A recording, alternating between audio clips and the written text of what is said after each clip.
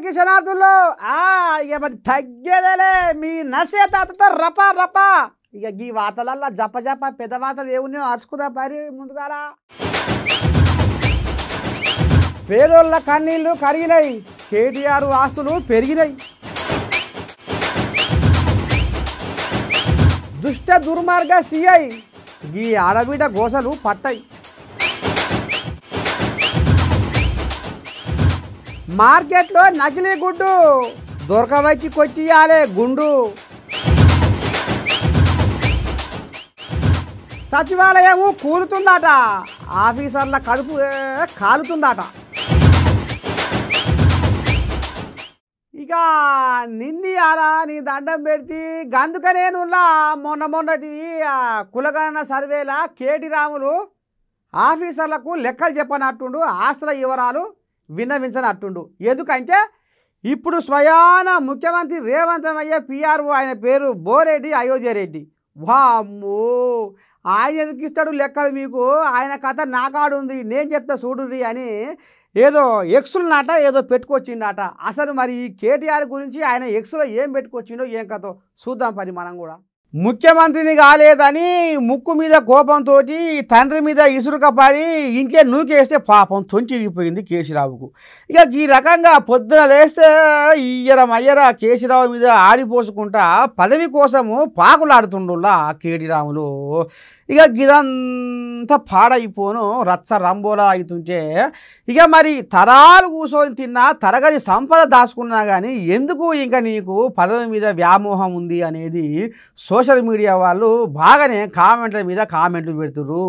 10 ఏళ్ళు రాజ్యవేలి దోసుకున్నది జాలదా అన్నట్టుగా కేటీ రాముల మీదకి ఇసురుక పడుతుంటే ఇక ఇండనే మన పెద్ద మనిషి అయోధ్య రెడ్డి సీఎం గారి పిఆర్ఓ అయోధ్య రెడ్డి ఇక వచ్చి అసలు ముచ్చట ఏందో వివరంగా ఈయన చెప్తుండులా. 2009లో కేటీఆర్ ఆస్తులు 4.35 కోట్లు ఉంటే 2023 నాటికి ఆ ఆస్తుల లెక్క ఎంత అనుకుంటుర్రు, 53.31 కోట్లకు పెరిగిందటనుల్లా. హబ్బరకొండ ఇక నీ దండం పెడితే ఈ రకంగా అయోధ్య రెడ్డి బోరెడ్డి అయోధ్య రెడ్డి ఎక్స్ వేదికగా ఆంబాద వెళ్ళబోసుకున్నాడనుల్లా. ఇంకా ఇంతే కాదుల్లో పట్నం హైదరాబాదు నగర శివార్లో ఫామ్ హౌజులల్లా కోడి పందాలు జోర్దారుగా జరుగుతున్నాయట. ఇక నీ దండం పెడితే ఓకే మరి భారీగా నగదు పట్టివేత కథ నడిచిందట. ఏం తక్కువ 30 లక్షలు, 55 లగ్జరీ కార్లు కూడా దొరికిపోయినాయట నుల్లా ఈ శుద్ధపూసల వ్యవహారం చేయబట్టి. 86 పందెం కోళ్ళాట. ఇక మరి ఈ రకంగా బెట్టింగ్ కాయిన్స్ పేకాట కార్డులు 46 కోడి కత్తులు, అదే కోడి పందాలలో పాల్గొనే కోడి ఈ ఉంటాయి కదా కోడి పుంజులు వాటికి కట్టే కోడి కత్తులు కూడా స్వాధీనం చేసుకున్నాడనుల్లా. ఇక ఈ రకంగా 10 ఏళ్ల రాజ్యంలో గత పాలకులు కల్వకుంట్ల కుటుంబ సభ్యులు దాచుకొని తెలంగాణ రాష్ట్రం నెత్తి మీద ఇక మరి దరిద్రాన్ని కూర్చోబెట్టి నాట్యవాడిపించింది జాలక మళ్ళీ ఇప్పుడు పదవుల కోసం పాకులాడుతుండు కేటీఆర్ అని ఈ రకంగా తన ఆయాసం అంతా ఎల్లగక్కిండుల్లా అయోధ్య రెడ్డి.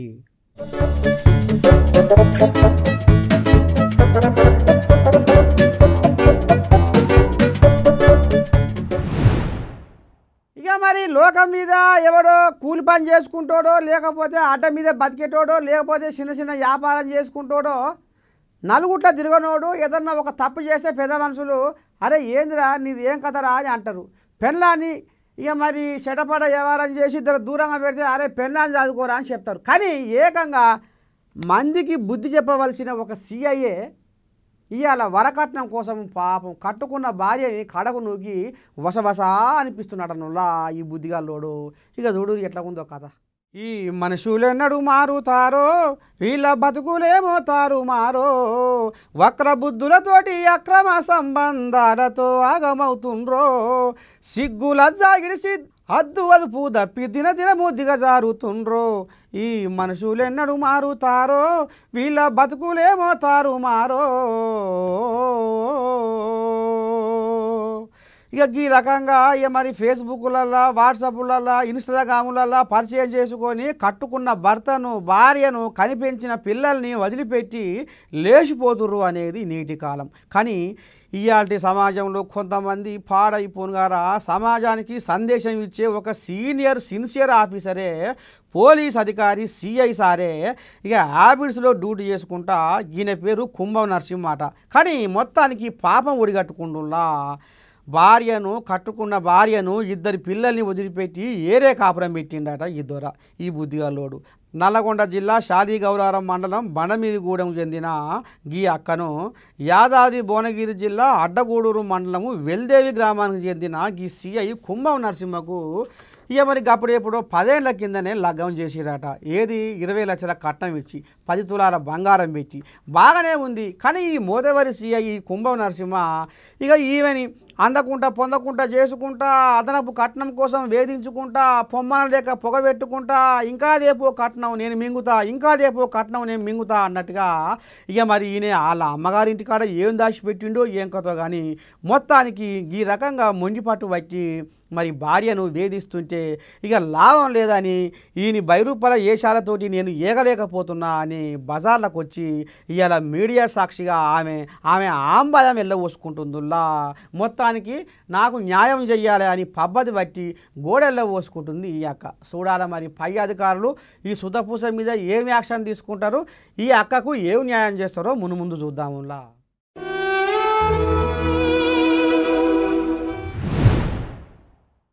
ఇక మరి నిన్నయాల ఊరంతా ఒడ్లనే పెట్టుకుంటే నక్క తోకనే పెట్టుకున్నట్టుగా ఇప్పుడు అంటే నోరు తెరిస్తే ఇప్పుడు కైతమ్మ బీసీల రాగమే ఎత్తుకుంటుంది. ఇక ఇది సరిపోదు అన్నట్టుగా ఇప్పుడు ఆమె కళ్ళు మొత్తం జగిత్యాల మీదకే ఉరుకులో పెడుతున్నాయి అట. మరి ఎందుకని జగిత్యాల మీదకి కవితమ్మ మనసు గుంజుకపోతుంది అంటే ఇక చూద్దాం పని. ఇక ఇప్పుడు అంటే కలవకుంట కైతమ్మ మనసు జగిత్యాల మీదకే ఉరుకులో పెడుతుందట. నుర్రో అమ్మో, మరి కైతమ్మ కండ్లు జగిత్యాల మీదకే ఎందుకు పరుగులు తీస్తున్నాయి అంటే రేపు బీఆర్ఎస్ పార్టీ నుండి షెయి పార్టీలో షరీక అయిన కారు పార్టీ ఎమ్మెల్యేలు ఉండే కదా ఇక వాళ్ళ కథ ముగుస్తట్టుంది అని సుప్రీంకోర్టులో పంచాది నడుస్తుండే కదా. అందుకే జగిత్యాల నుంచి గెలిచిన సంజయ్ మీద అనర్హత వేటు పడితే జగిత్యాల జిల్లా నుంచి నేనే పోటీలో ఉంటా అని కైతమ్మ చెప్పగానే చెప్పుకొస్తుందటనులా యాడ మీటింగ్ పెట్టినా. ఇక నిన్నయాల బీసీలు చేయాల్సిన ఉద్యమాన్ని కవితమ్మ మెడకేసుకొని భుజాలకేసుకొని జగిత్యాల జిల్లా నుంచే బీసీ ఉద్యమాన్ని ప్రారంభం చేస్తామని కుండ బద్దలు కొట్టి చెప్పుకొస్తుందిలా అని దండం పెడితే గారు. మరి 10 ఏళ్ల కాలంలో 25 లక్షల గడియారం పెట్టుకొని తిరిగిన కైతమ్మకు బీసీలు ఎందుకు యాదికి రాలేదు, ఎందుకు కళ్ళకు కనబడలేదు, బీఆర్ఎస్ పార్టీ అధ్యక్ష పదవి ఎందుకు బీసీలకు ఇయ్యలేదు? కేసీరావు హయాంలోనే 34% ఉన్న రిజర్వేషన్ను 22%కి ఎందుకు కుదించినట్టు? మరి ఆయాల కవితమ్మ నోరు ఎందుకు మూగబోయినట్టు, ఎందుకు నేల గీతలు గీసినట్టు కవితమ్మ అంటే పదవి ఊడిపోయినాక బీసీ బతుకులు యాదికొస్తున్నాయి మీకు. ఆహా నీ దండం పెట్టి ఎంత ముద్దుగున్నది కవితమ్మ అంటే ఇదంతా మీ స్వార్థ రాజకీయ లబ్ధి కోసమే అనేది ఇక సోషల్ మీడియా సంగపోల్లో బాగానే పసిగట్టి కౌంటర్ మీద కౌంటరు ఇసిరి కొడుతున్నాడు అన్నుల్లా కవితమ్మకు.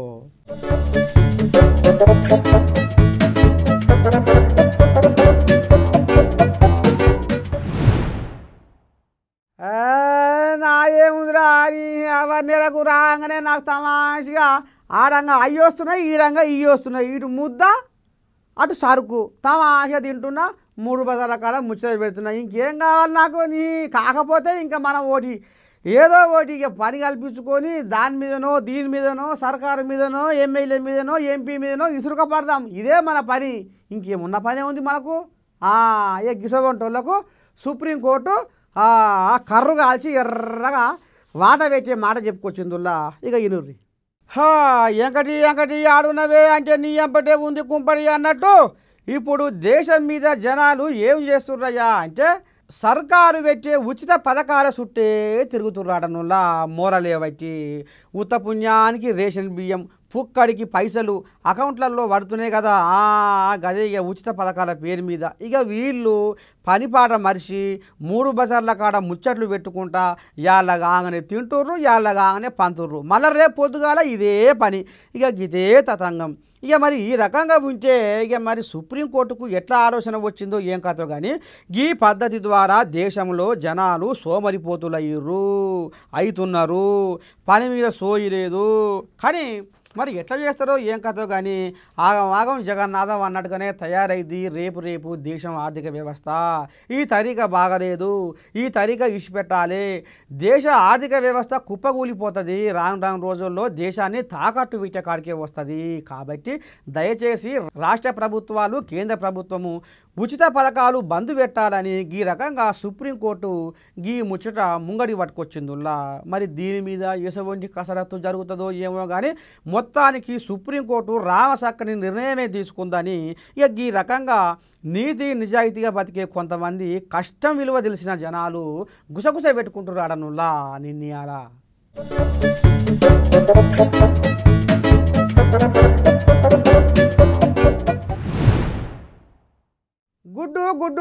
గుడ్డు ఇక మరి సుటమో పక్కవో వస్తే ఆఖరికి చికెన్ తెస్తేందుకు లేట్ అవుతుందో ఏమో కోడిని కోస్తేందుకు ఆలస్యం అవుతుందో ఏమో అని జర తొందరలా ఇక కోడిగుడ్డు తెచ్చి ఉడకబెట్టి 2 ఉల్లిగడ్డలో కోసి ఈడంగా ఆడంగా గోలు ఇచ్చి చుట్టాలకు పెట్టి మర్యాద దక్కించుకుంటారు కానీ ఇవాళ గా గుడ్డు నకిలీ గుడ్డు మన దగ్గరికి వచ్చిందట మన చుట్టే తిరుగుతుందట మనమే కాంటలేమో జర్ర ఈ కథ మతలేవేందో ఈనాలే బరకొండ లోకం మీద ఎన్ని ఇచ్చంత్రాల వ్యవహారాలు నడవబట్టే నా స్వామి రంగా నీళ్లు కల్తీ పాలు కల్తీ కారం కల్తీ పసుపు కల్తీ ఆఖరికి మనిషి మెదడు కూడా కల్తీ అయ్యి పాడైపోతుందిలా ఇగో ఇప్పుడు లోకం మీద జున్నును కూడా నిన్న మననే చెప్పుకున్నాం జున్నును కూడా కల్తీ చేస్తున్నారని చెప్పుకున్నాం కానీ అసలు ముచ్చట ఏందంటే నకిలీ కోడిగుడ్లు మార్కెట్లో తల ఆకాశంలో సుక్కల్లాగా మెరిసిపోతున్నాయి అటనులు మరి నకిలీ గుడ్లను ఎట్లా ఏర్పాటు చేయాలి ఎట్లా పసిగట్టాలి ఎట్లా గుర్తుపట్టాలి అంటురా నకిలీ గుడ్డు అనేది కృత్రిమంగా తయారు చేయబడ్డది కాబట్టి ఇది నిజమైన గుడ్డులాగానే ఉంటుందటనులో పాడైపోను గారు కానీ ఈ కృత్రిమ గుడ్డులో పొరలుగా కృత్రిమ రసాయనాలు మాత్రమే ఉంటాయి మరి ఈ నకిలీ గుడ్లు దేనితో తయారు చేస్తారు ఇది ఎట్లా సాధ్యమవుతుంది అని అనుకుంటుర్రా నకిలీ గుడ్డు యొక్క పచ్చ సొన గదే అంటారు కదా లోపటి గుడ్డు అది జెలటిన్ సోడియం అల్జిమేటుతో తయారు చేస్తారట ఇక పోతే తెల్లటి గుడ్డునేమో మీదంగా తెల్లటి పొరనేమో పారాఫిన్ వ్యాక్స్ జిప్సం పౌడర్తో కలిపి కాల్షియం సల్ఫైడ్ తోడు చేసి ఇగో ఈ రకంగా తయారు చేస్తారట ఇక ఈ నకిలీ గుడ్లు తింటే మరి ఏమవుతుందంటే జీర్ణ వ్యవస్థ పాడైపోతుందట వాటిలో ఉన్న రసాయనాల కారణంగా కడుపు నొప్పి వాంతులు వికారము విరోచనాలు గ్యాస్ సమస్యలు కాలేయము మూత్రపిండాలు ఆగమైపోతాయట మొత్తానికి మార్కెట్లో నకిలీ గుడ్ల దందా మోతమవుతుందటనులా ఇక మరి ఈ భాగవతం గిట్లా నడుస్తుంది కాబట్టి ఇప్పటికైనా పబ్లికో జర్రంత పైరంగా కనిపెట్టుకొని తీసుకోరి తస్మాత్ జాగ్రత్త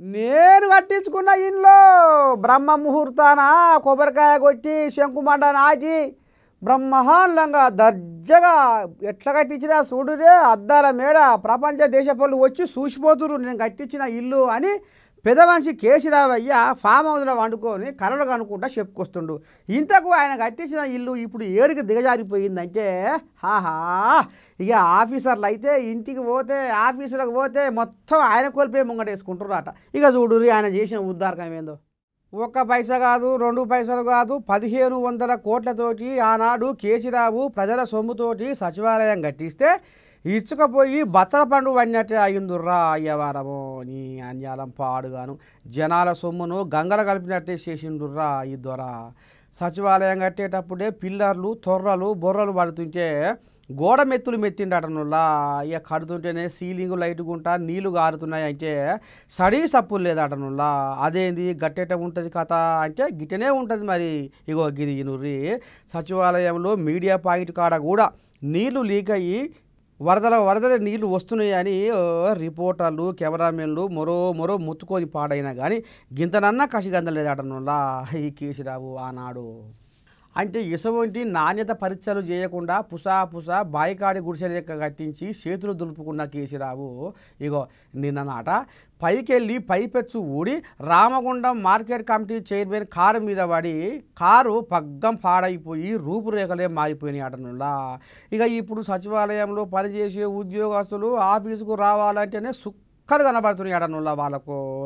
ఏడంగా ఏ పెచ్చు ఊడి మీద పడుతుందో ఏడ తలకాయ వలిగిపోతుందో అని దిక్కులు చూసుకుంటా పానాలు అరచేతిలో పెట్టుకొని అల్లాడుకుంటా సచివాలయంలో అడుగు పెడుతున్నారు అడనుల్లా ఈ సర్కారు ఉద్యోగులు. ఇక కేసీరావు చేసిన ఉద్ధారకానికి సోషల్ మీడియా సంఘపోళ్ళు సచివాలయానికి పోయే ఆఫీసర్లు జర తలకాయకు హెల్మెట్లు పెట్టుకొని పోరి అని కామెంట్లు పెడుతున్నటనులా సోషల్ మీడియాలో.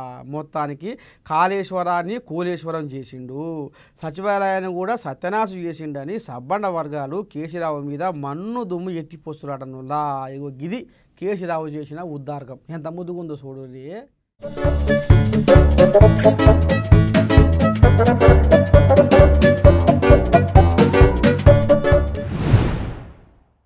ఇగో గియ్యి బిడ్డలారా, నేను పట్టుకొచ్చిన ముచ్చట్లు వార్తలు శుద్ధులు గియ్యి.